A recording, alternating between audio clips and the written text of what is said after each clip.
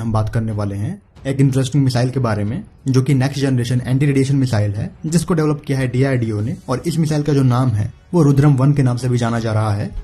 हालांकि इस मिसाइल को लेके जो डेवलपमेंटल ट्रायल्स हैं वो 2018 में स्टार्ट किए गए थे, जिसको 2020 में पूरा किया जा रहा है। तो यहाँ पे इस मिसाइल के बारे में अगर बात करते हो, इसको डेवलप ही क्यों किया गया है, तो बेसिकली ये आपके एनिमी के रडार को डिस्ट्रॉय करने में सक्षम होते हैं, यानी कि suppression of enemy air defence system SEAD mission करने में ये सक्षम है। तो काफी लोग इसको लेके कॉन्फ्लिक्टेड थे SEAD मिशन और DEAD मिशन में। तो आपके जो DEAD मिशन होते हैं, मतलब destruction of enemy air defence, और SEAD मिशन होते हैं, ये अलग अलग हैं। मतलब मिशन का जो प्रकार है वो सेम है, जिसमें आप एनिमी के एयर डिफेंस सिस्टम को डिस्ट्रॉय करते हो। लेकिन SEAD मिशन में क्या करते हो आप, जो भी एनिमी के रडार हैं कोई पर्टिकुलर फ्रीक्वेंसी को रेडिएट कर रहे होंगे वो, तो उस फ्रीक्वेंसी को फॉलो करके उस रडार को आप डिस्ट्रॉय करते हो। लेकिन DEAD मिशन में क्या होता है, आप कोई एंटी रेडिएशन मिसाइल का इस्तेमाल नहीं करते हो। यहाँ पे आप कोई स्टैंड ऑफ वेपन का इस्तेमाल करके जो भी एनिमी के रडार हैं उनकी पोजीशन आपको पहले से पता है, तो आप उनको डिस्ट्रॉय करते हो, भले ही वो रेडिएट ना कर रहे हो। तो इस तरह के मिशन के लिए जो आपके मिसाइल्स हो गए, जैसे कि ब्रह्मोस हो गया, या फिर जो भी आपने हाल में डेवलप किया है स्मार्ट एंटी एयरफील्ड वेपन, तो उसी का ही जो एक स्टैंड ऑफ वेपन प्रकार होगा वो DEAD मिशन में आप इस्तेमाल कर पाओगे। मतलब DEAD मिशन में एनिमी का जो रडार है वो रेडिएट ना भी कर रहा होगा तो भी आप उनको डिस्ट्रॉय कर दोगे उनके लॉन्चर समेत। मतलब इस केस में जो रडार की लोकेशन है वो आपको पहले से पता होती है। जबकि SEAD में जहां पे आप एंटी रेडिएशन मिसाइल लॉन्च करते हो, तो वहां पे जो आपका मिसाइल है एनिमी के रेडिएशन को पकड़ के उधर जाता है। NGARM के डेवलपमेंट के बारे में बात करोगे तो इसको DRDO की कई सारी लैब ने मिलकर डेवलप किया है, जैसे कि DRDL, ARD, HAMRL, RCI और TBRL। तो ये कुछ लैब्स हैं जिन्होंने मिलकर इसको डेवलप किया है। तो प्राइमरली जो वर्क है वो DRDL का रहा है, जो वॉरहेड का पार्ट है मुख्यतः वो ARDE की तरफ से रहा है। जबकि जो इसका प्रोपल्शन सिस्टम है, जो कि डुअल पल्स सॉलिड प्रोपल्शन है, तो उसको डेवलप किया है HAMRL ने, और RCI और TBRL ने मिलकर जो अदर इलेक्ट्रॉनिक कंपोनेंट है वो डेवलप किए हुए हैं। वहीं पे IAF के सॉफ्टवेयर लैब्स ने भी यहाँ पे हेल्प की है इस मिसाइल को इंटीग्रेट करने में Su-30 MKI से, क्योंकि वो जो प्राइमरी फायरिंग प्लेटफॉर्म है वो Su-30 MKI है। NGARM को फायर करने के लिए जो स्पेशल लॉन्चर है, इजेक्टर लॉन्चर, वो AKU-58 है, जिसमें जो मॉडिफिकेशन है वो HAL ने किए हुए हैं Su-30 MKI को, ये रुद्रम है, उसको फायर करने के लिए। मिसाइल की रेंज की बात करते हैं तो इस मिसाइल की जो रेंज है वो 110 किलोमीटर से लेके 150 किलोमीटर के अराउंड है। अब यहाँ पे एक इंटरेस्टिंग क्वेश्चन के बारे में बात कर लेंगे, उसके बाद हम डिटेल में बात करेंगे सभी पार्ट के बारे में इस मिसाइल के अंदर। तो यहाँ पे क्वेश्चन ये था कि आजकल के जो भी मॉडर्न रडार होते हैं उनकी जो रेंज होती है वो 300 to 400 किलोमीटर के अराउंड होती है। तो उस केस में जो आपका NGARM है, जिसकी रेंज आप बता रहे हो कि 150 किलोमीटर का अराउंड है, तो वो कैसे यूजफुल होगा, तो ये भी एक सवाल था। तो आप इसको इस तरह से देख सकते हो, अगर आपके मिसाइल की जो रेंज है वो 150 किलोमीटर के अराउंड है, तो ऐसा तो नहीं होने जा रहा है कि जो आपके एयरक्राफ्ट का RCS है उसको वो पर्टिकुलर रेडार आपको 150 किलोमीटर दूर पकड़ लेगा। तो यहाँ पे आपके एयरक्राफ्ट का जो स्टेल्थ है, यानी कि जो रडार क्रॉस एक्शन है, वो काफी की होने जा रहा है। मान लो एनिमी ने अपना जो रडार है वो डिप्लॉय किया हुआ है, आपको उसको डिस्ट्रॉय करना है, आप जा रहे हो, तो आपके एयरक्राफ्ट का जो RCS है वो जितना कम होगा उस रडार के आपको उतना नजदीक जा पाओगे। जहाँ पे जो एक NGARM है वो आपको एक मैक्सिमम रेंज दे देगा 150 किलोमीटर दूर से लॉन्च होने की। और ऐसा बहुत कम ही टाइम होने जा रहा है कि एनिमी का रडार इतना स्ट्रांग हो कि आपको वो 150 किलोमीटर दूर पकड़ ले। सपोज करो हम बात करते हैं तेजस की, तो तेजस का जो RCS है वो 0.4 का है। तो ज्यादातर जो रडार है आजकल, उनको लेके जो तेजस है वो उन रडार के 70 to 80 किलोमीटर नजदीक जा सकता है। अगर आप इतना नजदीक जा सकते हो तो जो आपका NGARM है उसको आप बहुत पहले भी लॉन्च कर सकते हो। तो ऐसा कुछ नहीं है कि इसकी जो उपयोगिता है वो खत्म हो जाती है। अगर बात करते हो NGARM के स्ट्रक्चर की, जिसको आज भी टेस्ट किया गया है 8वें एयरफ्रेम नंबर से, तो कुछ इस प्रकार का आपको जो इंटरनल स्ट्रक्चर है वो देखने को मिलेगा। फ्रंट में जो रेडम का सेक्शन है वो दिख रहा होगा, सीकर बे है, वॉरहेड और एवियोनिक्स के लिए जगह है। ऑलरेडी हम बता चुके हैं कि ये डुअल पल्स का इस्तेमाल करता है। तो यहाँ पे पल्स 2 और पल्स 1 मोटर दिए गए हैं, यानी कि ये दोनों ही सॉलिड फ्यूल के मोटर हैं। इनके बारे में हम आगे बात करेंगे। और आपको आखिरी में दिख रहा होगा जो ब्लास्ट ट्यूब है और एक्चुएटर बे है वो दिया गया है। तो हम यहीं से देखते हैं कि किस तरह की टेक्निक है। यहाँ पे ब्लास्ट ट्यूब एक्चुएटर बे की बात करते हो, यहाँ आपको दिख रहा होगा EMA, जो कि इलेक्ट्रोमैग्नेटिक एक्चुएटर के लिए स्टैंड करता है और काम में आएगा जो भी आपके फिन्स हैं उनके मूवमेंट को कंट्रोल करने के लिए। वहीं पे आपको एक थर्मल बैटरी दिख रही होगी, जो कि जो भी आपके एक्चुएटर्स हैं और इलेक्ट्रॉनिक कंपोनेंट है उनको पावर करेगा। और वहीं पे जो इग्निशन मैकेनिज्म है वो दिया जाता है। और उसके आगे आपको जो पल्स 1 रॉकेट मोटर है वो दिख रहा होगा। उस रॉकेट मोटर के अंदर देखोगे आप तो कुछ ऐसा दिखता है, जहाँ पे जो भी आपके सॉलिड प्रोपेलेंट है उनको ढाला गया होता है एक सांचे में। बीच में जो एक सिलेंड्रिकल शेप है वो रखा गया है बर्निंग को प्रोपेगेट होने के लिए। जबकि जैसे ही ये पल्स पीछे से बर्न होता हुआ आएगा और आखिरी में पहुंचेगा यानी कि दूसरे पल्स के नजदीक, तो वहां पे जो एक सेपरेशन है वो दिया गया है। मतलब आपको जो एक गैप है बर्निंग में वो देखने को मिलेगी और वहां पे उसके प्रोपोगेशन को आगे ले जाने के लिए जो एक रॉड और ट्यूब है वो दिया गया है। तो यहाँ पे कहने का मतलब ये हो गया कि जब आप मिसाइल फायर करोगे और मिसाइल एक सर्टेन डिस्टेंस पहुंच जाएगी, मान लो जो मिड कोर्स का फेज है वो तय कर चुकी है, तो उसके बाद जो आपका पल्स 2 मोटर है वो बर्न होगा। मतलब जो आपके मिसाइल की जो एनर्जी है वो वापस से आपको फुल मिल जाएगी।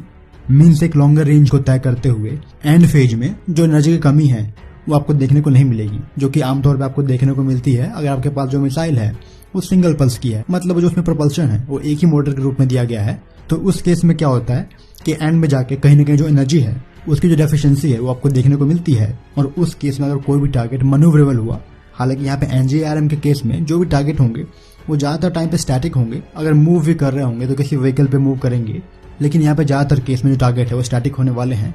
लेकिन बात करते हैं मोबाइल टारगेट की, तो वहाँ पे जो डुअल पल्स के मोटर होते हैं वो सिंगल रॉकेट मोटर से ज्यादा इफेक्टिव माने जाते हैं।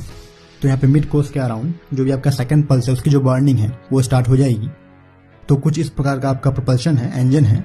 डेवलप किया है इसको HEMRL ने, जो कि DRDO की लैब है, और HEMRL ऑलरेडी काम कर चुकी है।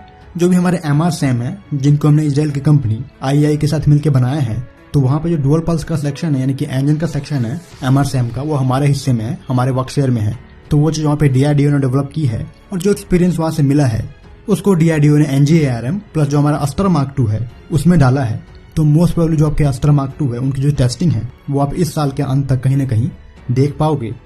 हालांकि जिस तरह की टेस्टिंग को लेके माहौल चल रहा है DRDO में कि आपको हर रोज कोई ना कोई जो नया टेस्ट है वो देखने को मिल रहा है, तो अगर अस्त्र मार्क 2 का भी जो टेस्ट है आसपास कंडक्ट कर दिया जाता है तो आश्चर्य की बात नहीं होगी।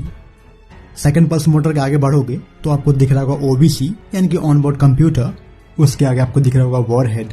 तो यहाँ पे ये जो वॉरहेड है वो प्री फ्रेगमेंटेड टाइप है जिसको स्पेशली डिजाइन किया गया है जो भी आपके दुश्मन के रेडार होंगे उनको कम्प्लीटली डिस्ट्रॉय करने के लिए। मतलब ये जो वॉरहेड है वो टारगेट पे गिरने के बाद फैलने वाले हैं।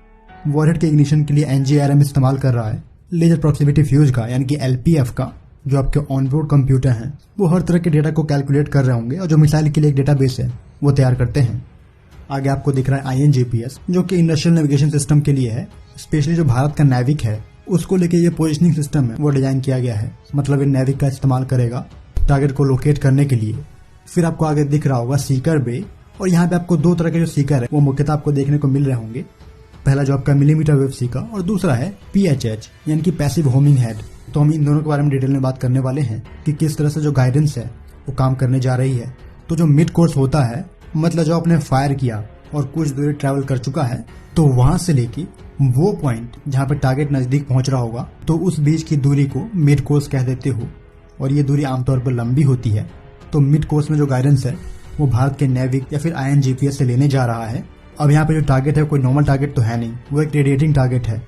तो रेडिएशन को डिटेक्ट करने के लिए जो PHH है वो आपके मिड कोर्स के गाइडेंस में की रोल निभाने जा रहा है, क्योंकि जिस टारगेट की तरफ आप बढ़ रहे हो वो कौन सी जगह पे रेडिएट कर रहा है वो PHH डिटेक्ट करेगा, और जो लोकेशन है वो INGPS या फिर नेविक की हेल्प से ली जाएगी। तो बेसिकली मिड कोर्स में जो गाइडेंस है वो PHH ही कर रहा है, लेकिन किस डोमेन में डायरेक्शन कैसी होगी वो आपका INGPS तय करेगा।